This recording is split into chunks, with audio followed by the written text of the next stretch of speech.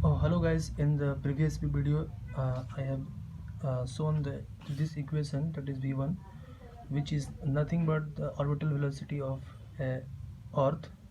Okay, now this is the diagram where here this is satellite, that's supposed to say this is James Webb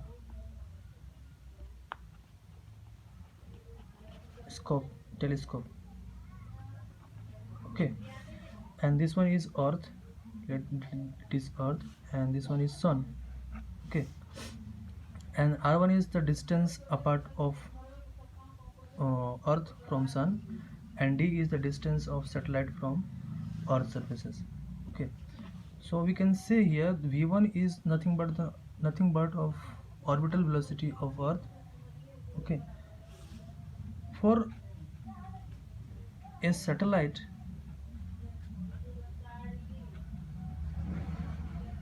to orbit the center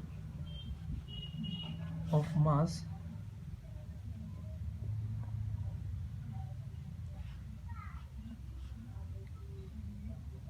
central system in a circle, net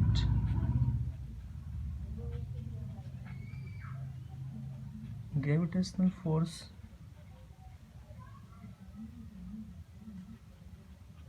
must be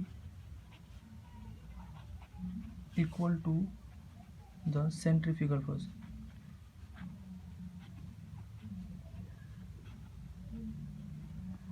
Okay, it means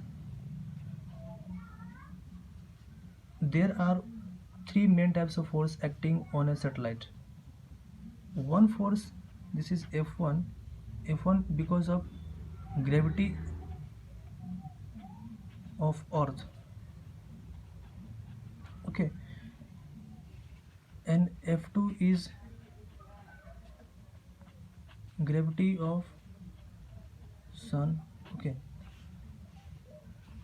here if satellite will revolve into this orbit, okay, and here the earth will rotate on this orbit. Okay, the gravitational forces will act on satellite due to sun, and second is the gravitational force acting on satellite due to earth. There are two main types of force acting on a satellite. So this force will acting on this direction due to earth gravity, this direction, and due to sun, same thing. That means two types of force will acting towards this direction. Okay, this is F1 and this is F2, and due to the orbital velocity of any satellite, the centrifugal force will acting towards opposite direction of gravity. This is nothing but centrifugal force. Okay, so now we will balance F1 plus F2 must be equal to F due to centrifugal force.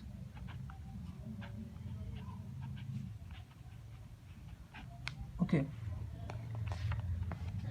now F1 is nothing but Gm m dash by R1 plus D square plus F2 gravity force on a satellite due to earth is Gm m dash by, here this is the distance D, so D square. Now it will be equivalent to centrifugal force of satellite here, which is mass of satellite m dash v2 square by the distance is from sun to earth, sorry, satellite. This is nothing but r1 plus d, r1 plus d. Okay, now this is, say, equation number 2. Now we will solve this equation 2 as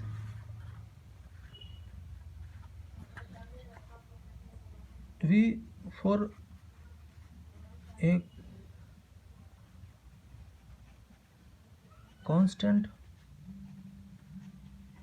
orbital velocity of a satellite,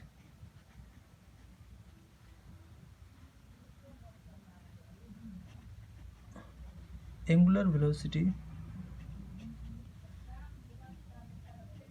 must be equal to the earth, means omega 1 should be equal to omega 2. This omega 1 is nothing but the angular velocity of earth, and omega 2 is angular velocity of satellite. So omega is nothing but v by r. Okay, so this is the equation of angular velocity upon radius. So for putting this equation value of omega on for both earth and satellite, we will get v1 by r1, and for satellite v2 upon r1 plus t. Okay, now we will solve here from v2. We will solve for v2. So v2 will be r1 plus t r1 v1. Now this equation, this is let's suppose to say this is equation 3. Now this equation we will put into this equation v2. Okay,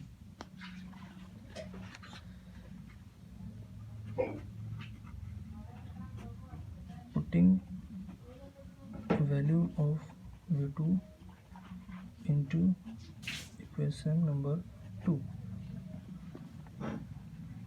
we get gm dash by r1 plus t square gm dash by d square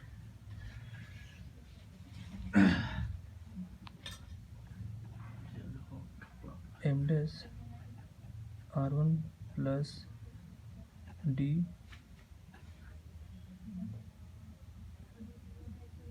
square v1 square r1 plus d into r1.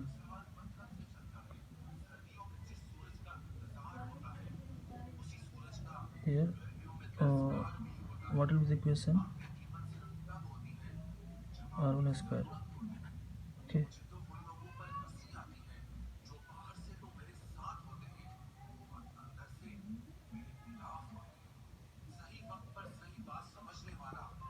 now what will be the equation?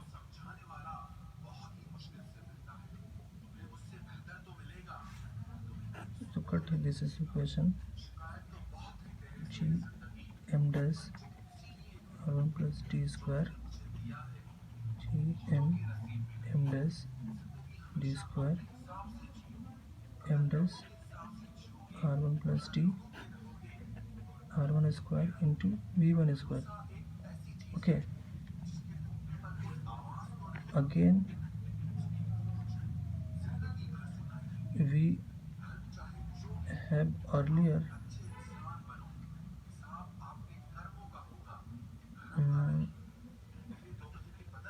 estimated v1 equal to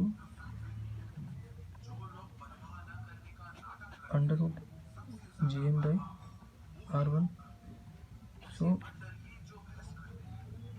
put it into above equation 4. this is equation 4. Okay,